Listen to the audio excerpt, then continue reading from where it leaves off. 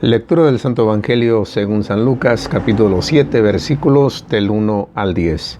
Vamos a ver qué hoy nos propone nuestra Santa Madre Iglesia Católica para el día de hoy. Comenzamos desde el versículo 1. Cuando hubo acabado de dirigir todas estas palabras al pueblo, entró en Cafarnaúm.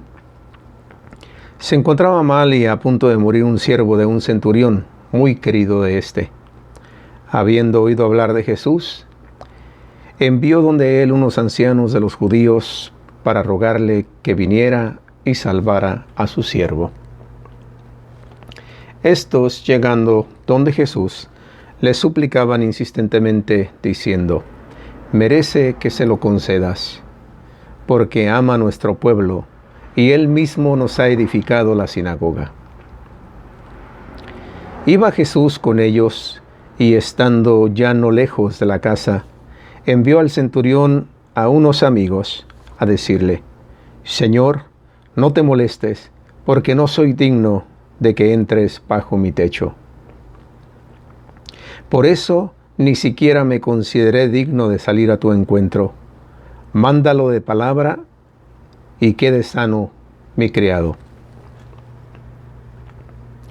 Porque también yo, que soy un subalterno, tengo soldados a mis órdenes, y digo a este: vete, y va, y a otro: ven, y viene, y a mi siervo: haz esto, y lo hace. Al oír esto, Jesús quedó admirado de él, y volviéndose dijo a la muchedumbre que le seguía: os digo que ni en Israel he encontrado una fe tan grande. Cuando los enviados volvieron a la casa, hallaron al siervo sano. Palabra de Dios.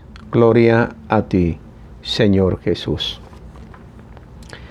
Ahora vamos a reflexionar, a profundizar, a meditar en esta palabra, y vamos a ir versículo a versículo, aunque de por sí ya la palabra se ha explicado básicamente por sí misma.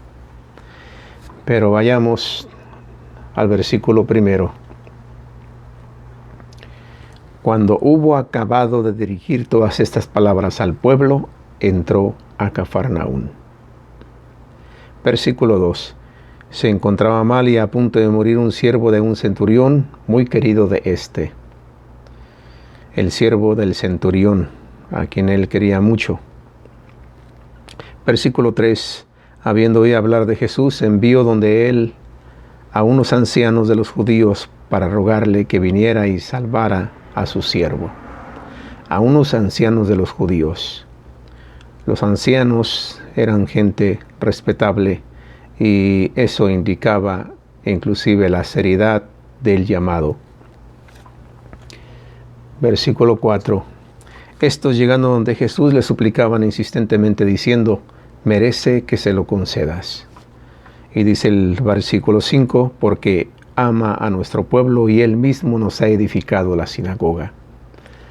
Para estos ancianos, este centurión romano era un hombre de bien, era un hombre generoso, un hombre que inclusive les apoyaba, como en este caso, les había construido, edificado la sinagoga en la cual se reunían los judíos cada sábado. Por lo tanto, para ellos, este hombre merecía que Jesús le atendiera y le diera sanación a su criado. Seguimos en el versículo 6. Iba Jesús con ellos, y estando ya no lejos de la casa, envió el centurión a unos amigos a decirle: Señor, no te molestes, porque no soy digno de que entres bajo mi techo.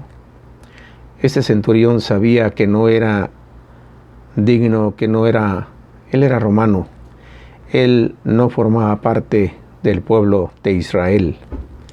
Y por lo tanto, pues se siente pecador e indigno, y por eso tan pronto divisa que se acerca a Jesús, entonces manda a algunos amigos con este recado: porque no soy digno de que entres bajo mi techo. Estas son las palabras que decimos cuando el sacerdote en misa nos dice: Este es el Cordero de Dios que quita el pecado del mundo. Dichosos los invitados a la cena del Señor. Y uno contesta: Señor, yo no soy digno de que entres a mi casa, pero una palabra tuya bastará para salvar mi alma. Luego continúa en el versículo 8 lo que mandó decir este centurión romano.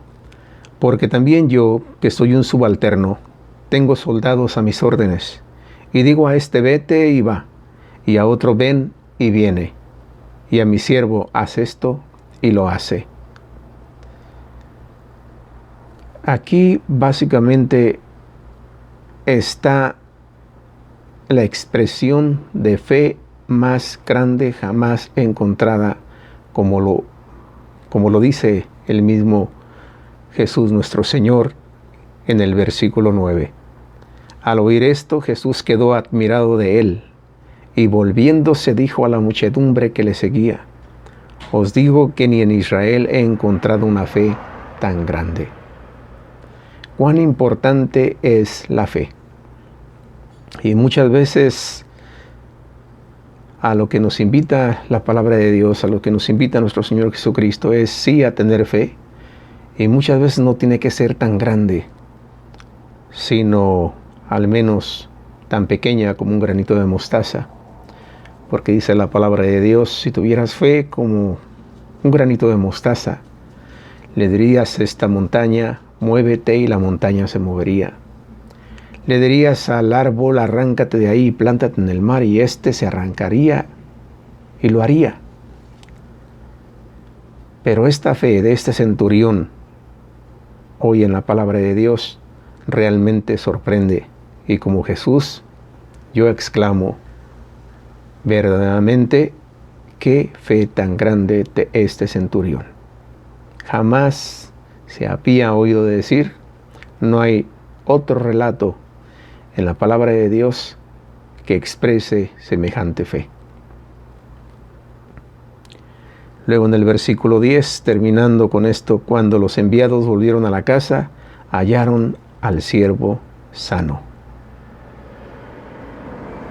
Cuando existe fe, ¿cuántas veces Jesús dijo a aquel enfermo que se haga como has creído, así como tú has creído? En otras ocasiones también le dice: qué grande es tu fe, como le dijo a aquella mujer que tenía flujo de sangre. Y tantas sanaciones, milagros de sanación que hizo Jesús a lo largo de su vida pública. Pero hoy la palabra de Dios para este día no tiene más comentario que agregar, más que la importancia de creer. Y no solo creer, sino creerle a aquel a quien Dios ha enviado, nuestro Señor Jesucristo. Ya lo he dicho antes, ¿en qué consiste la verdad? Contesta nuestro Señor Jesucristo: en que te reconozcan a ti, Padre, y a tu Hijo, aquel a que tú enviaste. En eso consiste la fe, la verdad. Entonces, ¿qué más podemos agregar aquí a este comentario, a esta palabra de Dios? No hay mucho que agregar. Solamente rogar: Señor, creo, pero aumenta mi fe. Porque pues se necesita una fe así para poder permanecer y poder perseverar en el caminar del Señor. Si esto que hemos comentado hoy te ha gustado, te invito a que le des like, a que lo compartas también, y nos vemos primeramente Dios mañana con otra reflexión evangélica. Dios te bendiga. Bye bye.